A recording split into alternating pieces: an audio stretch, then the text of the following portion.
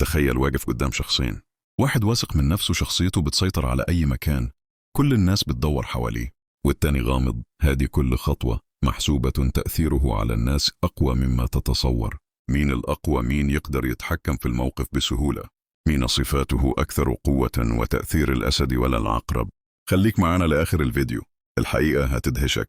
الأسد رمز القوة والقيادة، واثق من نفسه بطريقة تجذب الانتباه، فورا يحب الظهور ويتعامل مع الناس بسهولة.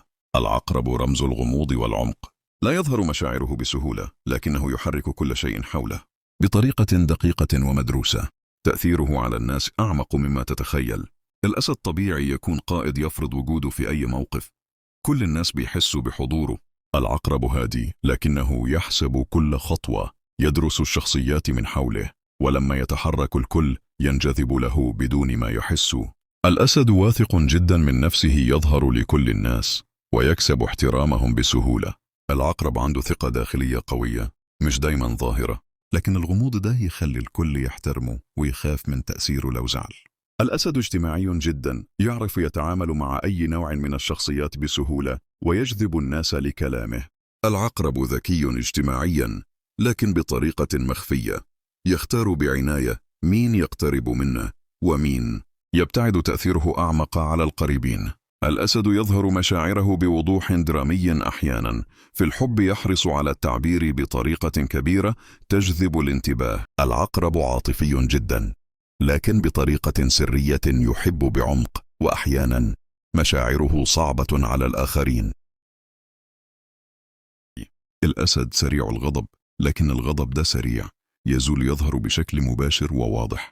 العقرب هادي، مش ظاهر عليه الغضب، لكن لو زعل ينتقم بطريقة دقيقة ومدروسة، يترك أثر نفسي على من حوله. لو في العمل، الأسد يدخل الاجتماع، الكل يركز عليه، كلامه واضح، يسيطر على الموقف من أول ثانية. العقرب يدخل نفس الاجتماع، هادي، يراقب كل التفاصيل، لكنه في النهاية يتحكم في قرارات الفريق بطريقة خفية وفعالة. في الحب، الأسد يحب بشكل واضح، يجذب قلب الحبيب بسرعة.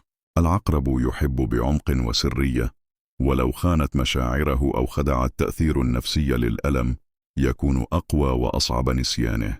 في الصداقة، الأسد صديق ظاهر، يحمي أصدقائه ويقف معهم بصراحة. العقرب صديق قليل الكلام، لكن دعم ووفاءه للأقربين يكون أقوى، ممكن يعمل أي شيء لحماية من يحب. الأسد قائد ظاهر وقوي، ثقة بالنفس عالية، وواضحة اجتماع، عاطفته واضحة ودرامية، سريع الغضب، مباشر وعنيد. العقرب مخطط ومدروس، ثقة داخلية وغامضة، ذكي وهادئا، عاطفته عميقة وسرية. هادي، لكن انتقام مخطط لكل خطوة، وعنيد جدا. في النهاية، مين الأقوى؟ الأسد الجريء والواضح، ولا العقرب الغامض والعميق؟ مين تأثيره أكبر على الناس؟ مين صفاته تخليك مش قادر تنسى؟ سيب رأيك في التعليقات، وحكينا عن تجربتك مع أي من البرجين، ولو قابلت حد منهم شاركنا القصة.